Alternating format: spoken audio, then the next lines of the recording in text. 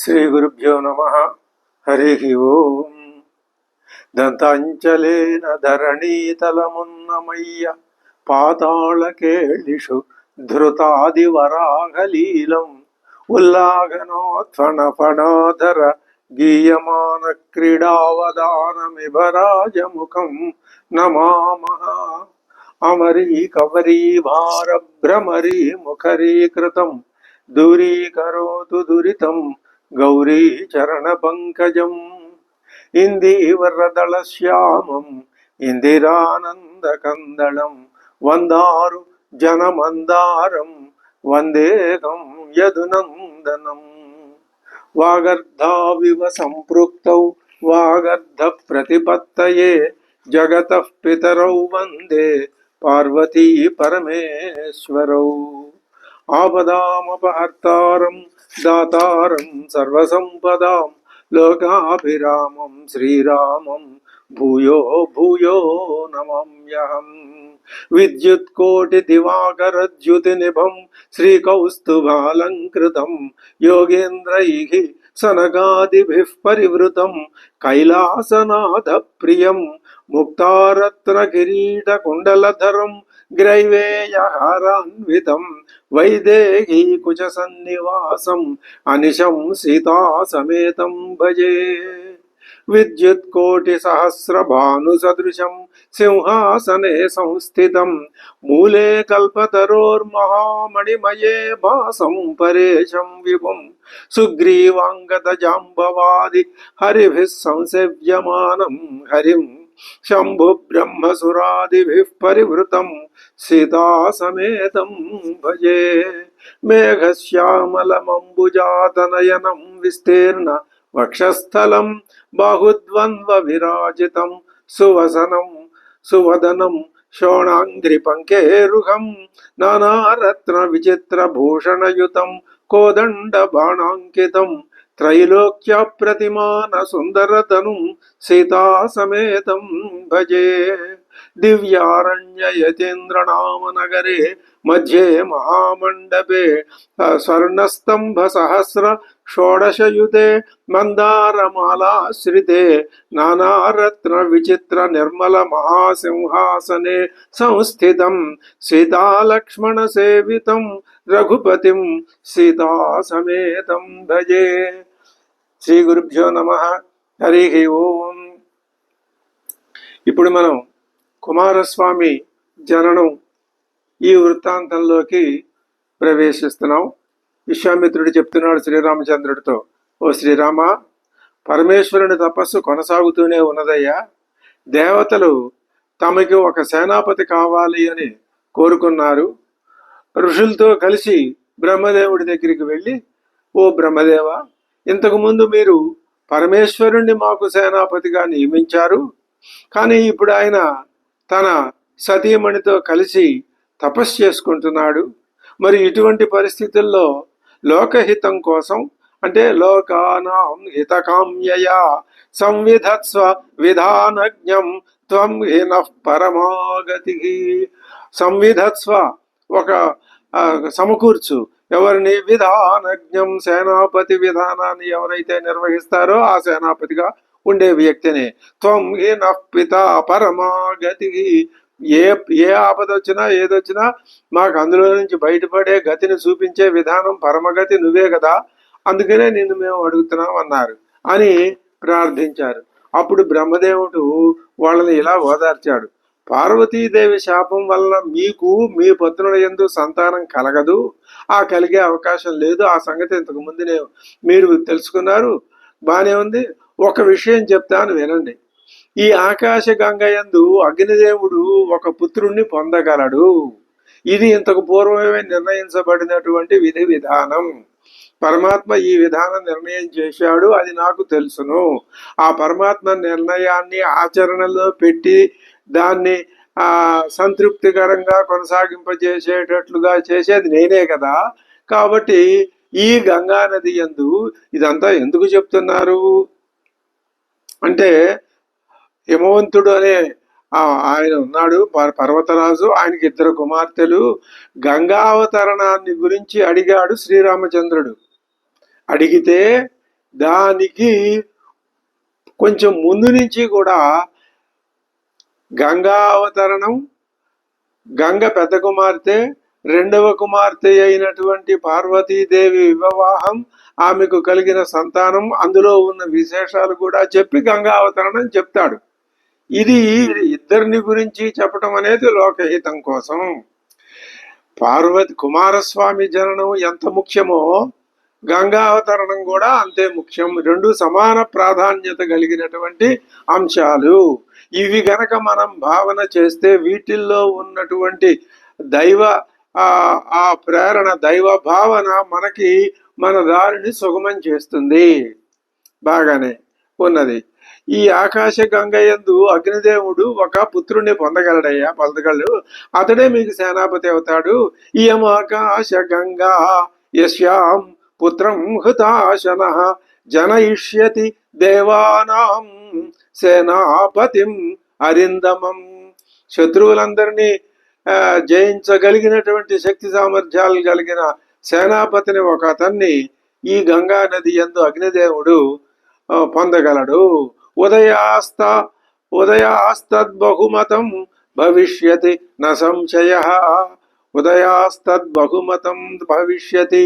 ఇది మీకు చాలా అందరికీ ఇష్టమైనటువంటి విషయం అవుతుంది. అది ఉమాయాస్తద్బహుమతం భవిష్యతి. ఉమాదేవి కూడా ఇది చాలా అంగీకార యోగ్యమైనటువంటి విషయమే అవుతుంది. దేవతలు మిక్కిలి సంతోషించారు. వాళ్ళకి కావాల్సింది ఏంటి? వాళ్ళ ప్రయోజనం నెరవేరటమే కదా. వాళ్ళు పుత్రోత్పత్తి కోసం అగ్నిదేవుణ్ణి నియమించారు. అగ్ని, నువ్వు ఆ శివతేజస్సుని తీసుకుపోయి గంగ యందు ఉంచు అన్నారు. అతడు సరే అని గంగా నది వద్దకు వెళ్ళి, ఓ దేవి గర్భం ధారయ వై దేవి దేవతానాం ఇదం ప్రియం అన్నాడు. ఓ దేవి గర్భాన్ని ధరించు, ఇది దేవతలకి చాలా ప్రియమైనటువంటి విషయము అన్నాడు అగ్ని గంగతో.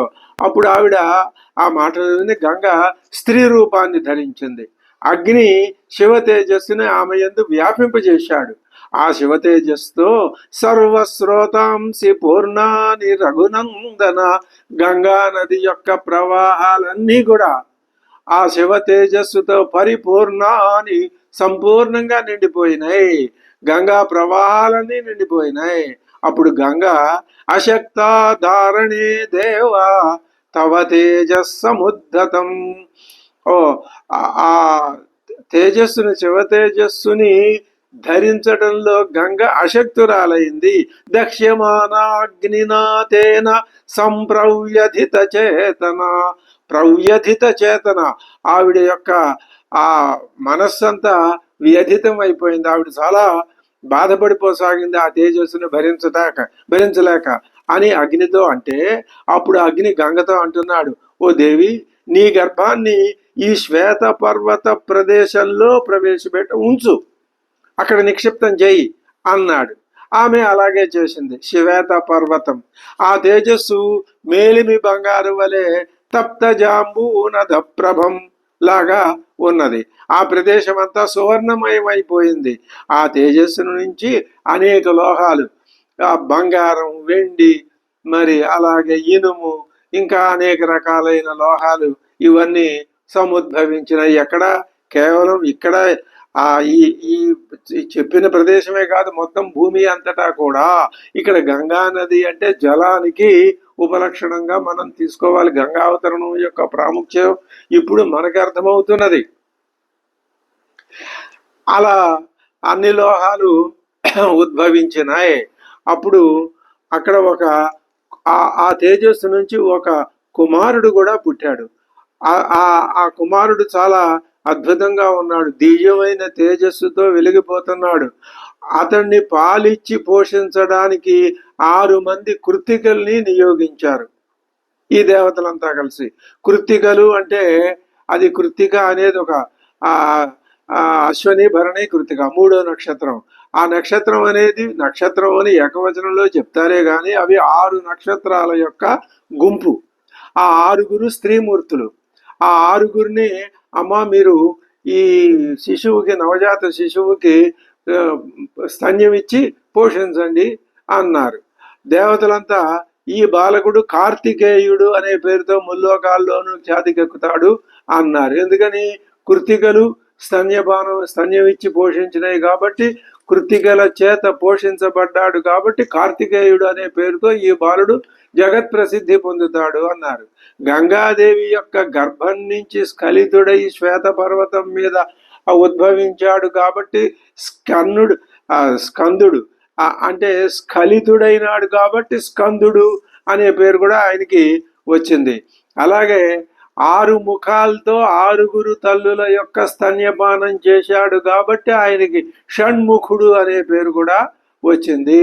ఈ కృత్తికలు 6ంటికి పేర్లు కూడా ఉన్నాయి, అవి చెప్పారు.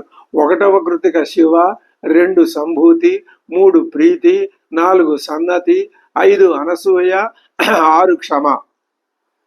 ఇవి 6 నక్షత్రాల యొక్క గుంపు.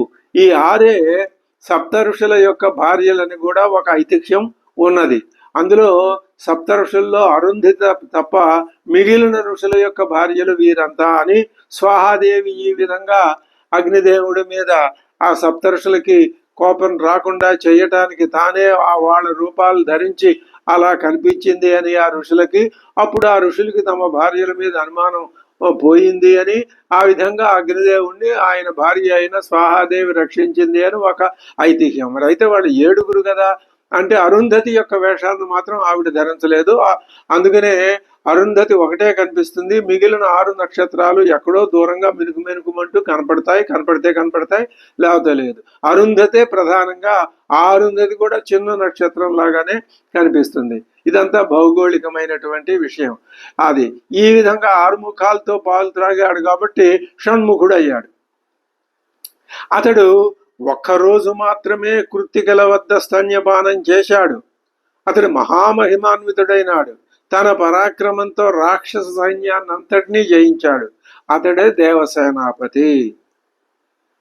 శ్రీరామ, నేను నీకు ఈ గంగా వృత్తాంతాన్ని, కుమార సంభవాన్ని వివరంగా చెప్పాను. ఈ కథ వింటే పుణ్యం కలుగుతుందయ్యా.